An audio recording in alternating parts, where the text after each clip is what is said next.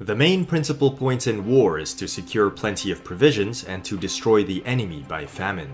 This quote from Vegetius refers to the importance that the Romans placed on military logistics. It was quite literally the driving force of victory, for it is the best possible outcome if a hostile enemy can be neutralized simply by disrupting their supplies, and without losing manpower in a full-strength engagement. The term logistics is defined as the strategy of transport, delivery, storage, and the overall organization of the military supply system. And the Romans perfected it so well that it became one of the key reasons that they were able to secure one of the greatest empires the world has ever known. And by the end of this video, you will know exactly how. All military campaigns start as an order from above, that is, from the Senate or the Emperor of Rome. As the highest ruling authority, they first carefully consider and debate all motives and available resources before launching a campaign. Whatever the reason for war, several preparations are made months before the armies are even mobilized. This involves careful calculations of the supplies needed for an army throughout a full campaign. Let's assume that a moderate army of 4 legions has to travel from the lower Danube to the upper Rhine. Marching at an impressive 150 kilometers a week, it would still take 2.5 months to cover the 1,600 kilometer distance. Throughout this period, the army would need all sorts of supplies, which we will go over in a bit.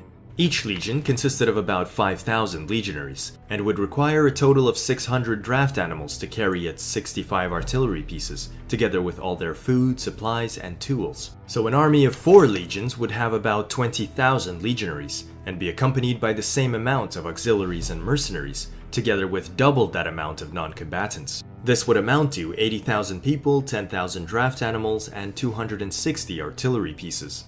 Quite literally the population of an entire ancient city. Keep in mind, this is nowhere near the size of Trajan's 12 legion army that he assembled for the Dacian Wars.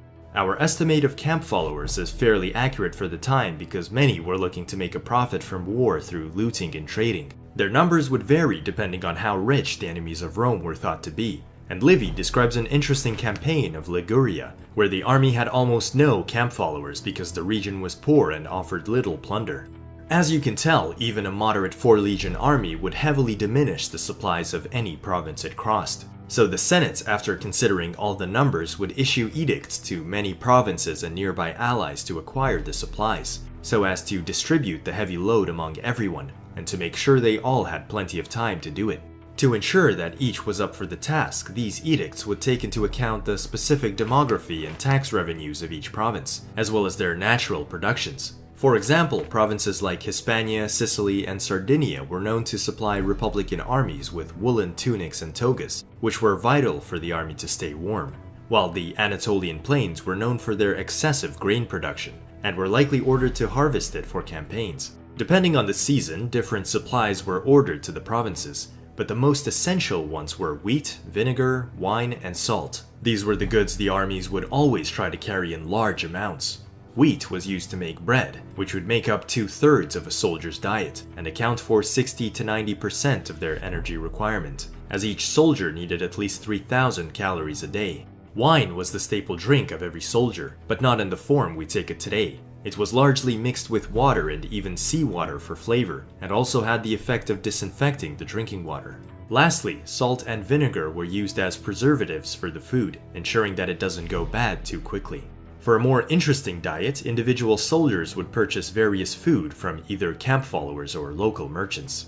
An army would also need fodder for its horses and pack animals. This was available in 3 forms: hard fodder, like barley or oats, dry fodder, being hay or straw, and pasture, grass and crops growing in fields. The latter was often provided by the land, but the former 2 still had to be collected just in case. If any provinces did not comply with the edicts, proper officers were appointed to compel them to do it, sometimes by force. And if a province is unable to produce the supplies, they must either trade or buy them in full quantity and quality. Independent contractors and corporations were also included in the logistics. These middlemen would bid to supply the armies of Rome with clothing, weapons, and transportation, all for a profit.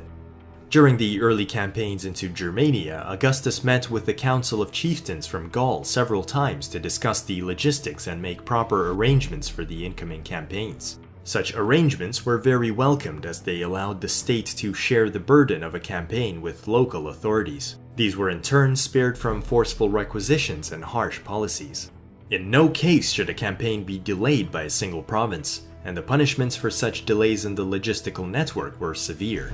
But these edicts also presented a good opportunity for provinces and allies to prove their worth to the ruling party, which would often see them rewarded for their enthusiastic loyalty and support. We have an account of two allies even competing in acquiring the needed supplies before a campaign, all to be in good standing with the ruling authority. In the 2nd century BC, both Carthage and Numidia constantly competed by sending large shipments of grain, elephants, and troops to the distant wars of the Republic. By doing so, both Numidians and Carthaginians hoped to win over Rome to rule in their favor, as they were both embroiled in several territorial disputes in which Rome had to act as an arbitrator.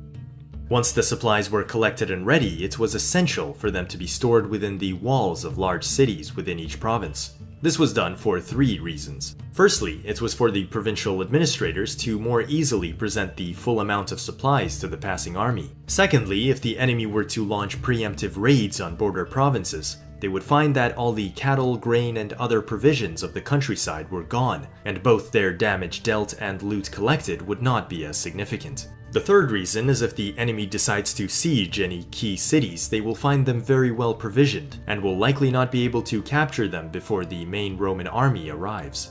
If any province needed transportation for their supplies, the proper means were considered.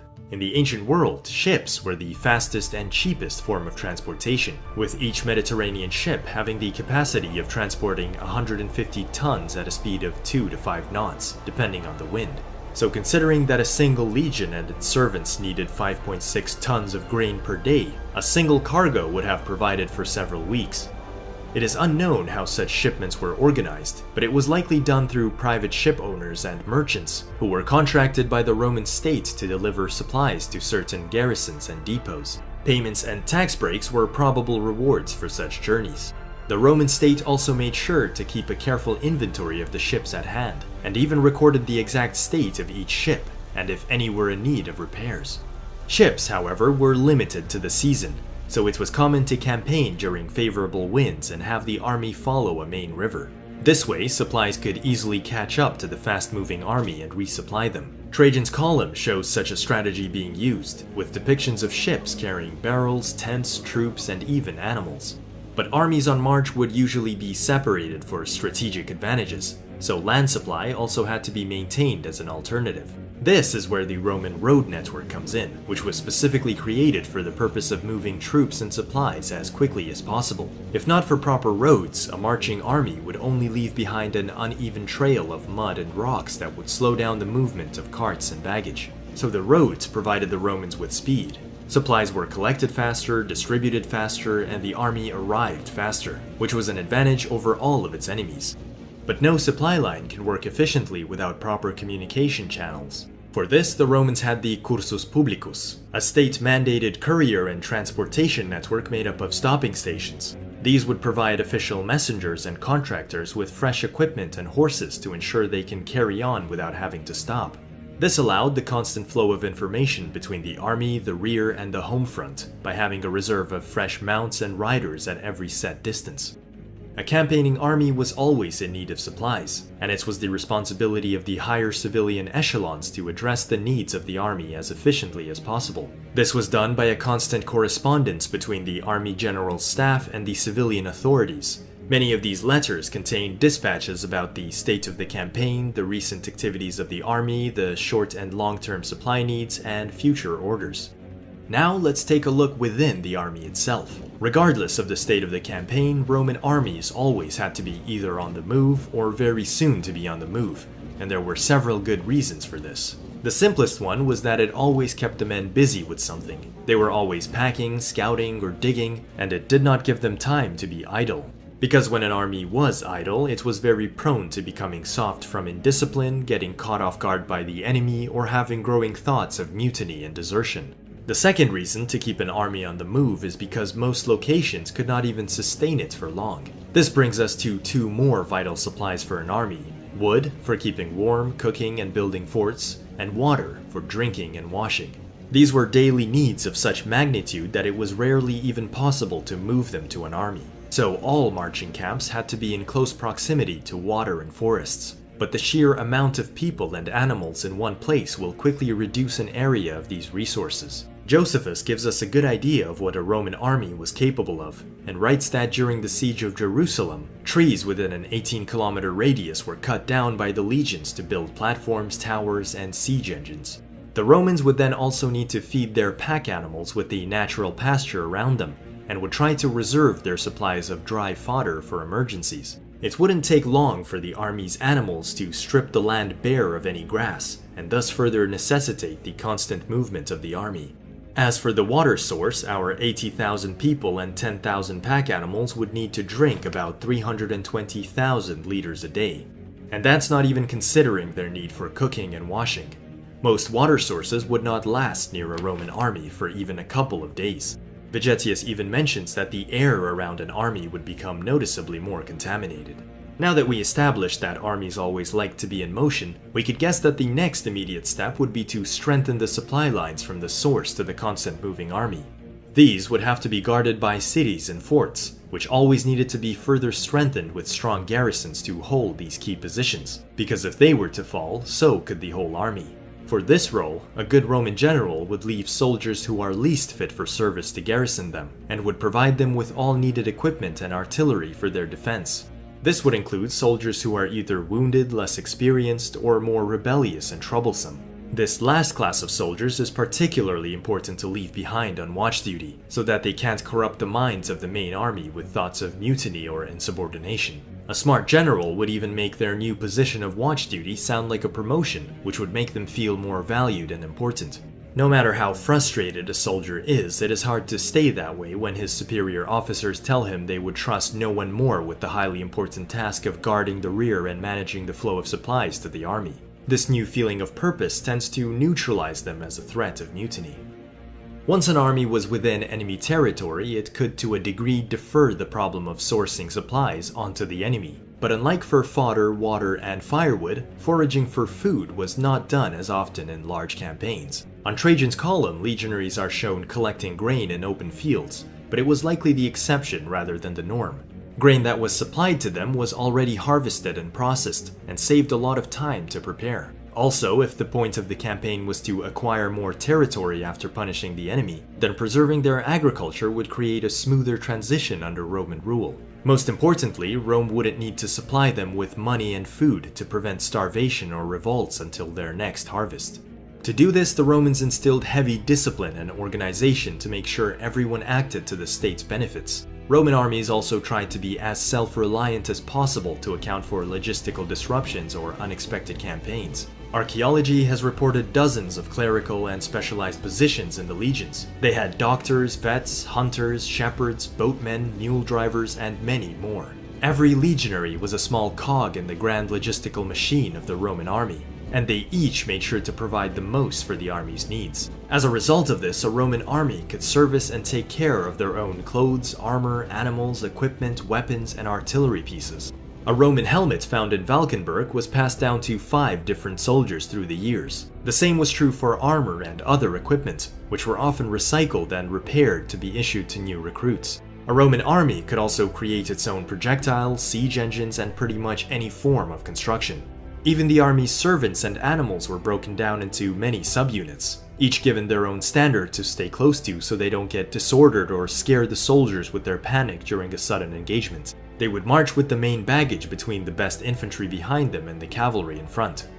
This would not be the case for the camp followers and sutlers following the legions though, as it would have been near impossible to coordinate such an overwhelming number of civilians during march. Within the army, even the distribution of food had a system of its own. Some positions and ranks in the legion received different proportions and quality of rations, depending on their level of prestige or punishment. For example, Roman citizen legionaries were known to receive more rations than the non-citizen auxiliaries, while legionaries who were punished were known to have received not only less rations but also cheaper food, like barley instead of wheat. However, such food distributions had to be done very carefully to not raise tension between the men, and in difficult times like during sieges or dwindling supplies, this system was abandoned, and every man received the same rations regardless of rank or punishment.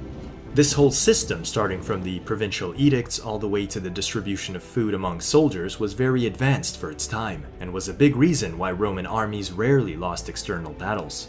And if they did, they were quickly able to raise new armies and strike back. That's all for this breakdown of Roman logistics. Feel free to watch other related videos we made. I would like to give a shout out to our Patreon supporters who helped us make this video. Consider joining them if you wish to forever engrave your name in our future videos.